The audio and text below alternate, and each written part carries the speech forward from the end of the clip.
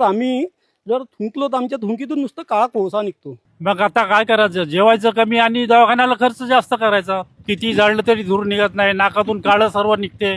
हवेचा दबाव खाली असला की इथं माणसाला माणूस दिसत नाही, तेवढा अंधार सारखं होऊन जाते या एरियामध्ये. दर महिन्याला तुम्ही 5 ते 10,000 रुपये जर स्किनच्याच दवाखान्यात लावत असाल तर हे परवडत नाही मॅडम. किती घरी घर झाडलं आणि साफसूफ केली तरी पुन्हा जशाने तसेच राहतं. सगळे झाडांवर सगळं रोज धूळ, असं वाटतं की हिरवेपणा आहे की काळीपणा आहे, काही समजायला मार्ग नाही आहे. पण मुलं वगैरे आली की त्यांना अजिबात इथलं वातावरण सूट नाही होत. कान लागलीच त्यांना खोकला होतो, शिंका येतात आणि खोकला लवकर बसत नाही. मग महाराष्ट्राचं 22% जंगल चंद्रपूर आणि गडचिरोली जिल्ह्यात असूनही इथल्या लोकांचं आयुष्यमान कमी होत आहे.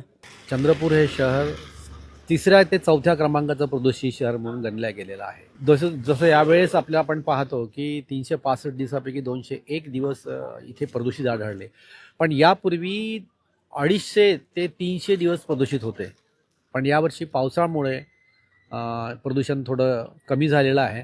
नाहीतर इथे 365 पैकी जवळजवळ 250 दिवस इथे प्रदूषण असते. 6-6 इंच थर बसतो घराच्या स्लॅबवर. तुम्ही एक दिवस जर घरी नसेल ना, तुमच्या किचनमध्ये भांड्यांवर थर असतो.